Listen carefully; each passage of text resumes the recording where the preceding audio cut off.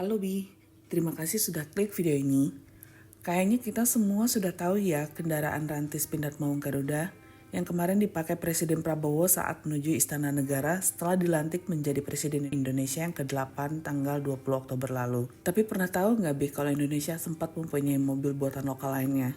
Dan apa saja kendaraan buatan lokal Indonesia yang pernah ada dan juga yang sekarang ada di pasar?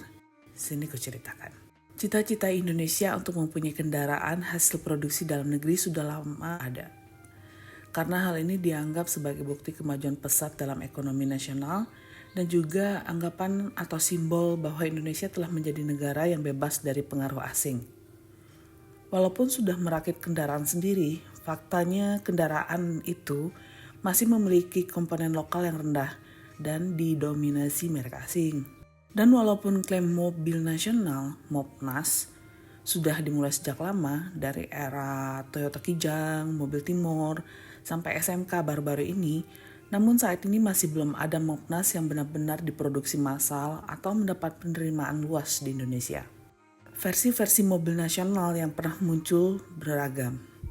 Ada yang mengusung brand luar negeri, rebadge mobil luar negeri, sampai yang benar-benar produksi dan desain sendiri. Namun tidak pernah ada Mopnas yang memiliki 100% komponen lokal. Perkembangan mobil nasional sudah dimulai sejak era Presiden Soekarno dengan pendirian PT Industri Mobil Indonesia atau disingkat IMINDO, hasil kerjasama pemerintah dan swasta pada tahun 1961. Kemudian di era Orde Baru, ide ini berusaha diwujudkan dengan melarang mobil impor penuh, alias tidak dirakit di Indonesia pada awal tahun 1970-an. Mobil nasional baru lahir kembali ketika tahun 1990-an dengan munculnya kebijakan Impres nomor 2/1996 yaitu pembangunan industri mobil nasional yang melahirkan Timor, di mana kebijakan ini bisa dikatakan merupakan upaya resmi pertama bagi melahirkan Mopnas bermerek dalam negeri dan berakhir karena krisis moneter. Mobil Toyota Kijang yang diluncurkan pada tahun 1975, meskipun merek Toyota berasal dari Jepang, komponen bodi dan mesinnya berasal dari Indonesia. Dari awalnya 19% komponen lokal, sampai akhirnya 85% komponen lokal. Mobil Morina, yang merupakan kependekan dari Mobil Rakyat Indonesia, yang diluncurkan pada tahun 1976 oleh PT Garuda Makmur dengan komponen 40% lokal, diniatkan menjadi 60% untuk masyarakat pedesaan. Namun mobil Morina ini berakhir produksinya pada tahun 1980 setelah mencapai penjualan 1.000 unit.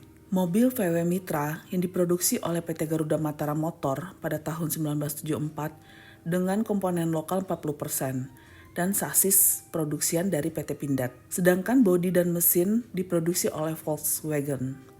Pada tahun 1976, mobil Mitra yang merupakan kependekan dari Mini Transport Rakyat meningkatkan komponen lokal hingga 60%, namun tetap saja harus henti produksi pada tahun 1979.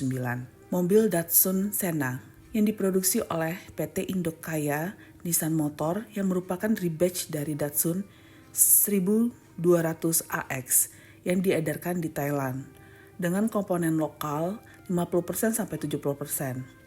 Mobil ini hanya diproduksi dari tahun 1977 sampai 1981. Produksinya terhenti karena ada peralihan ATPM, agen tunggal pemegang merek, dari PT Indokaya Nissan Motor ke Wahana Wirawan. Mobil Holden Lincah yang kemudian berubah nama menjadi Holden Lincah Gama atau di Jawa Timur lebih dikenal dengan Holden Lincah Rider, diproduksi pada tahun 80-an oleh PT Udatimex dan manufakturnya PT Indauda, yang dalam perkembangannya sempat mencapai 80% komponen lokal. Namun harus berhenti produksi pada tahun 1989 karena penjualan yang kurang bagus. Nah, apakah ada dari kalian yang tahu merek mobil yang tadi aku sebutin? Komen di bawah ya, Bi. Mazda MR-90, singkatan dari mobil rakyat dengan angka 90 merujuk pada tahun peluncuran 1990, adalah kendaraan hasil modifikasi Mazda 323 keluaran tahun 1979 sampai 1980. Mobil ini diproduksi oleh Indomobil Group melalui PT Mazda Indonesia Manufacturing yang pabriknya selesai dibangun pada April tahun 1990 dengan investasi sebesar 60 miliar rupiah atau setara dengan 850 miliar untuk saat ini. Untuk menunjukkan performanya, mantan pembalap Benny Hidayat diundang untuk menguji Mazda MR-90 dalam perjalanan Jakarta-Bandung melalui jalur puncak. Mengingat belum ada tol Cipularang ya pada saat itu. Pembalap Aswin Bahar juga turut diminta untuk menguji mobil ini. Namun, Mazda MR-90 tidak mendapatkan keringanan pajak 30% yang saat itu diberikan pemerintah, membuat harganya sulit bersaing dengan Toyota Kijang yang lebih diminati. Mazda MR-90 kemudian berganti nama menjadi Mr. 90 dan kemudian Mazda Van-Tren, tetapi produksi tetap dihentikan pada pertengahan tahun 1990-an karena kalah di pasar. Mobil Maleo yang diambil dari nama burung yang berasal dari Sulawesi sesuai dengan asal B.J. Habibie sebagai pengusul proyek ini. Bersama dengan Badan Pengelola Industri Strategis atau BPIS pada tahun 1993 yang awalnya dikenal dengan mobil masyarakat murah. Maleo awalnya merupakan proyek rebadge Rover 100 atau Austin Metro yang mulai dikembangkan pada tahun 1993. Namun, pada akhirnya proyek ini menjadi mobil dengan komponen lokal 60% yang dikembangkan oleh Pindad, IPTN, Inti, Land, dan Krakatau Steel. Mobil Maleo dahulu direncanakan resmi mengaspal pada tahun 1994 dan diproduksi massal di Indonesia 3 tahun kemudian. Namun, belum sempat proyek Maleo terrealisasi, pemerintah Orde Baru Soeharto harus berakhir.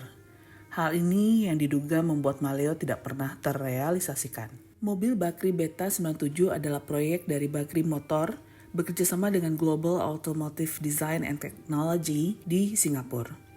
Tidak seperti kebanyakan pabrikan yang mengimpor atau merebadge kendaraan asing, Bakri Motor memiliki hak cipta atas desain mobil ini yang dikembangkan bersama Land Rover dan Shadow, sebuah rumah desain dari Inggris. Desain mobil selesai pada tahun 1995 dan Bakri menggandeng Peugeot Citroen untuk mesinnya, serta Kayaba dari Jepang untuk shock breaker. Sejumlah komponen juga diproduksi secara lokal, seperti cakram dari Bakri Tosanjaya dan beberapa panel mobil, menghasilkan kandungan lokal sekitar 40%, dengan target naik menjadi 50% pada tahun pertama dan 60% pada tahun ketiga. Pada tahun 1996, 7 prototipe Beta 97 berhasil dibuat dan menjalani uji coba di Leyland Technical Center, Inggris, dengan rencana produksi massal pada tahun 1997 yang kemudian diundur ke tahun 1998. Namun proyek ini terhenti akibat krisis moneter 1998, sehingga produksi massal tidak pernah terlaksana. Mobil Timor adalah proyek mobil nasional yang sangat populer pada zamannya. Mulai dari Impres nomor 2 tahun 96 yang memberikan fasilitas bebas pajak bagi kendaraan dengan merek lokal, komponen dalam negeri tertentu, serta pemilik lokal. PT Timor Putra Nasional atau TPN ditunjuk untuk menjalankan proyek ini. Perusahaan yang didirikan pada tahun 1995 dimiliki 99% oleh Tommy Soeharto, putra Presiden Soeharto yang bermitra dengan Kia dari Korea Selatan.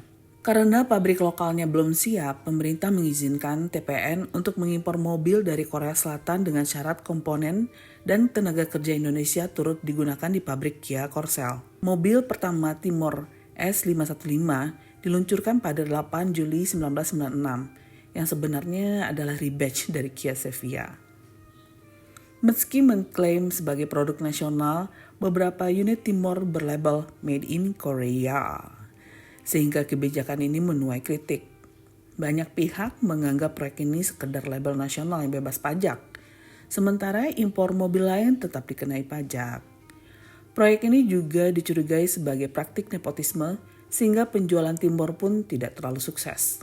Dalam perkembangannya, Timor meluncurkan beberapa model lain, termasuk Timor S516i, Timor S513 atau S2 atau City Car, limousine SL516i, serta hatchback S213i yang didesain lokal oleh Suparto Sujatmo dan Zakato. Namun krisis moneter pada tahun 1998 menghentikan produksi mobil Timor dan proyek Mopnas ini tidak berlanjut. Mobil Bimantara diproduksi oleh PT Bimantara Cakra Nusa milik anak ketiga Presiden Soeharto yang bernama Bambang Trihatmojo, yang diluncurkan pada tahun 1996. Kurang dari sebulan setelah peluncuran mobil Timor. Model pertamanya Bimantara Nenggala merupakan rebadge dari Hyundai Elantra.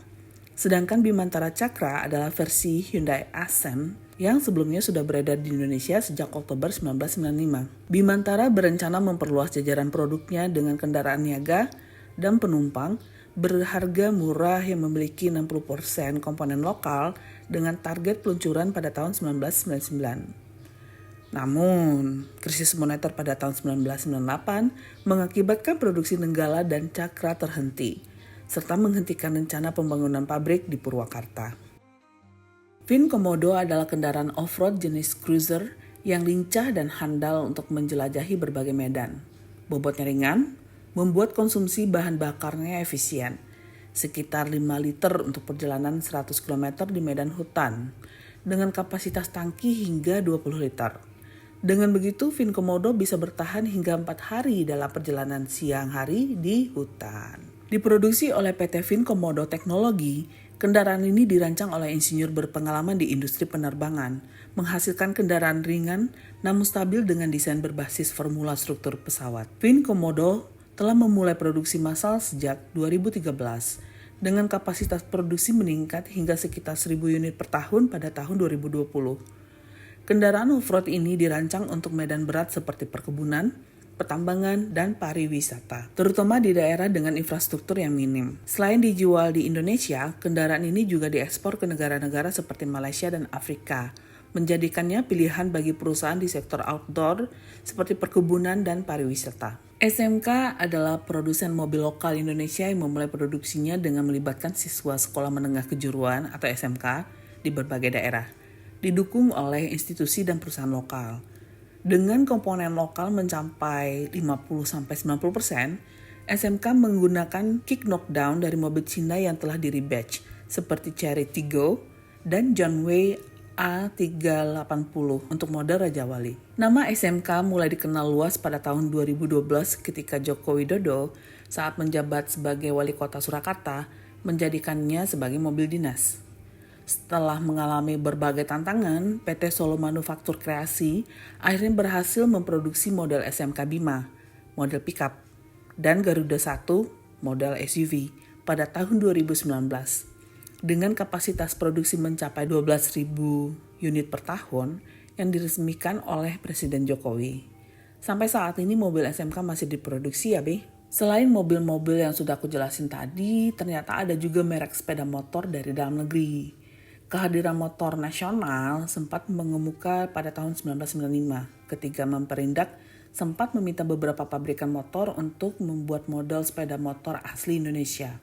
Berikut beberapa di antaranya. Motor Jatayu pada tahun 1997, motor Timori pada tahun 1996, motor SMI Expressa pada tahun 1997, motor Kanzen pada tahun 2000-an, motor Vipros X pada tahun 2009, motor VR dan motor Volta pada tahun 2017, motor Gesits pada tahun 2019, motor Polytron Evo Electric pada tahun 2021, dan United E-Motor pada tahun 2020. Dan yang masih memproduksi motornya secara massal sampai saat ini adalah VR, Gesits, Polytron Evo Electric, dan United E-Motor. Rantis atau kendaraan taktis memiliki sejarah yang menarik di Indonesia, berkaitan erat dengan kebutuhan militer dan keamanan nasional. Berikut beberapa perkembangan dari kendaraan taktis atau rantis di Indonesia. Bima M31 pada tahun 2013 diperkenalkan oleh PT Pindad. Bima M31 adalah kendaraan taktis berkonfigurasi 4x4 yang dirancang untuk mengintai, dukungan tempur, dan pengangkutan personel. Dikenal dengan perlindungan balistiknya, Bima M31 dapat beroperasi di berbagai medan. Pindad Anoa 2004. Anoa merupakan salah satu kendaraan taktis paling terkenal di Indonesia. Diperkenalkan pada tahun 2004, kendaraan ini dirancang untuk mobilitas dan perlindungan pasukan, dengan berbagai varian untuk transportasi personel dan lapis baja. Anoa telah beroperasi dalam berbagai misi militer. Pindad Komodo 2012 dikenal karena kemampuan off-road yang sangat baik, Komodo diluncurkan pada tahun 2012. Kendaraan ini mampu mengangkut hingga 10 orang dan dilengkapi dengan perlindungan balistik. Komodo juga digunakan dalam misi militer dan situasi darurat. Pindad Maung 2019. Maung adalah rantis terbaru yang diluncurkan oleh PT Pindad pada tahun 2019. Dikenal dengan desain modern, kemampuan 4x4, Maung dapat digunakan untuk berbagai misi dan dilengkapi dengan teknologi canggih untuk meningkatkan efektivitas operasional di medan yang beragam. Adapun tipe-tipe dari Pindad Maung, Maung MV2, Maung MV3 Garuda Limousine, kabarnya harga untuk sipil tipe Maung 4x4 standar dibanderol dengan harga 600 sampai 700 juta nih Bi. Minat kan? Ya begitulah Bi, lebih kurang sejarah mobil nasional dan juga sejarah mobil Pindad yang sekarang menjadi sorotan rakyat Indonesia. Kalau aku berharap mobil Pindad Maung bisa menjadi titik cerah harapan untuk kemajuan otomotif nasional ya Bi. Bahkan negara tetangga kita saja mengapresiasi kendaraan yang dipakai Presiden Prabowo ini. Banyak juga yang kepo Bi, apakah sipil bisa membeli mobil Pindad ini? Nah, yang udah keluar harga ya Maung 4x4, sementara Maung MV3 Garuda Limousine yang menjadi banyak sorotan netizen ya belum keluar nih Bi harganya. Gimana pendapat kalian? Tulis komen di bawah ya. Semoga kalian suka ya sama video ini. Nantikan kisah yang kuceritakan berikutnya.